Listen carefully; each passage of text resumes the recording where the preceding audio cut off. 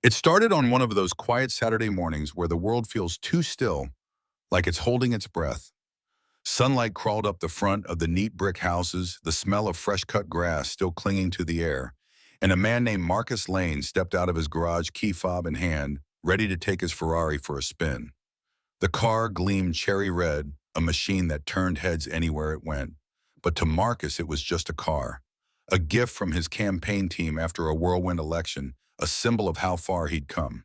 He'd barely touched the handle when a shout cracked through the calm like a gunshot. "That's him."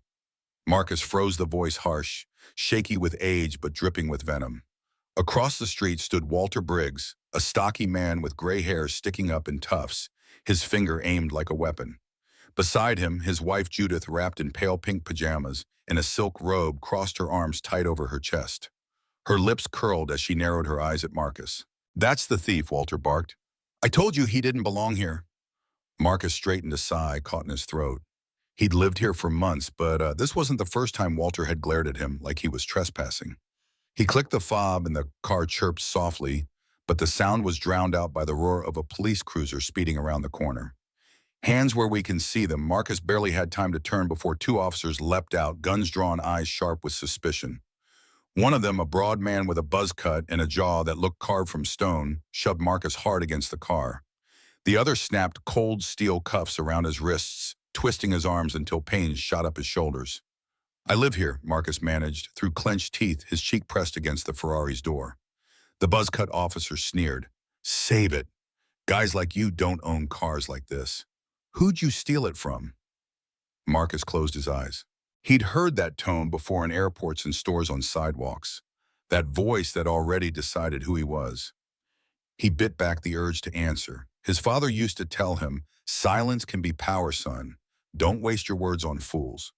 So Marcus stayed silent while they frisked him like a criminal.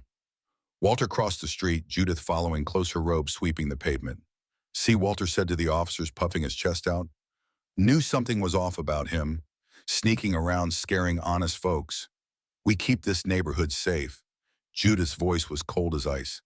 "I told you he was trouble the moment they moved in." The words slid under Marcus's skin like shards of glass.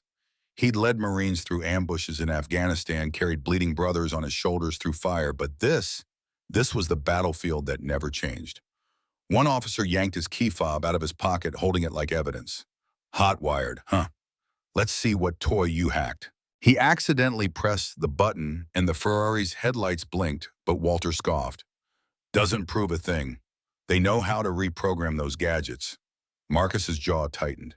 They. Not a man, not a neighbor. Just they. By now, neighbors had gathered on porches, mugs in hand, whispering behind curtains. A jogger slowed to a stop, frowning. A mail carrier froze on the sidewalk. A teenage boy pulled out his phone and started recording. The air buzzed with curiosity, doubt, and judgment. Nobody spoke up.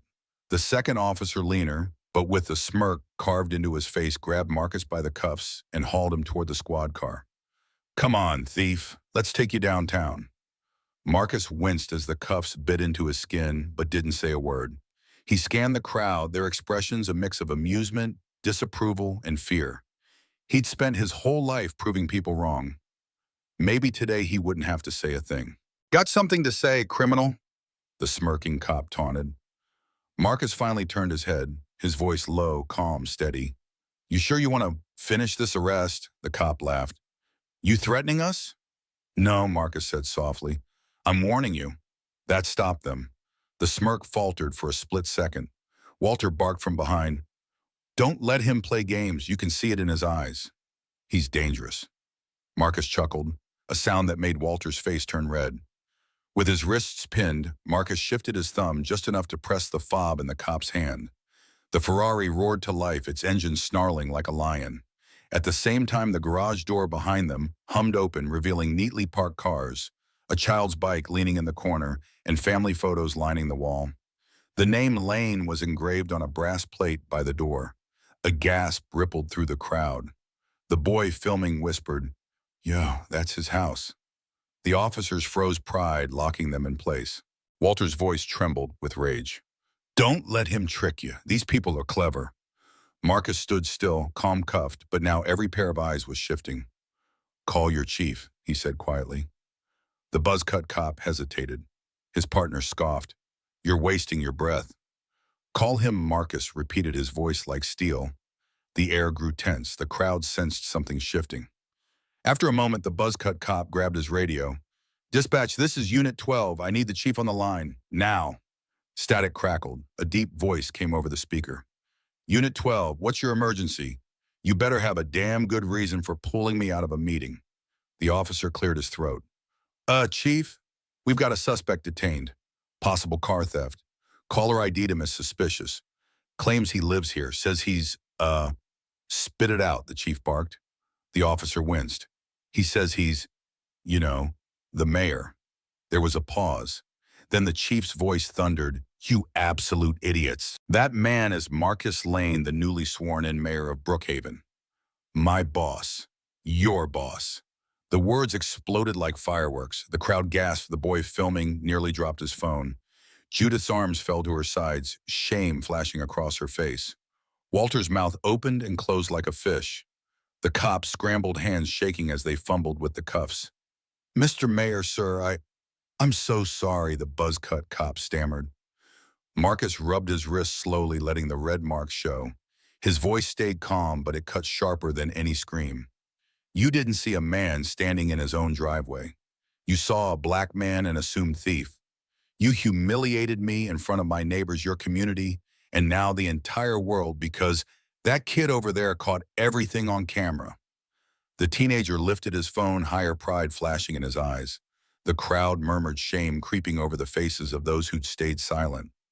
A black SUV screeched up, tires crunching on the pavement. Chief Henry Vaughn, a towering man with a buzz cut and fire in his eyes, stormed out. "What the hell have you two done?" he roared, marching up to the officers. "Suspended, effective immediately." The cops dropped their heads. Gasps rippled again. Marcus turned to the crowd, his gaze steady. "Some of you laughed. Some of you watched quietly. Some of you maybe even agreed. That's the problem. Racism doesn't always wear hoods or shout slurs. Sometimes it just stands by while injustice happens. Sometimes it hides behind the words suspicious or keeping safe." People shifted, uncomfortable. Judith's face turned pale. Even Walter's anger dimmed under the weight of Marcus's words. He nodded at the boy filming. "Post it. Let them see." The boy's hands trembled as he nodded back. Marcus walked toward his car, pressing the fob again. The Ferrari purred sleek and defiant. "This car wasn't stolen," he said, his voice carrying over the hushed street. "It was a gift from this city, from the people who believed in me enough to make me their mayor. A symbol of what's possible when you don't let this world's labels define you." He turned back to Walter, whose hands were shaking now. "You thought you were protecting your neighborhood. What you were really doing was poisoning it with your fear, your hate, your smallness." Judith dropped her head, shame flooding her face. Walter muttered something under his breath and stumbled back toward his house. Chief Vaughn stepped closer, lowering his voice. "You handled that better than anyone I've seen." Marcus's expression softened, but his words stayed firm. "This isn't about me.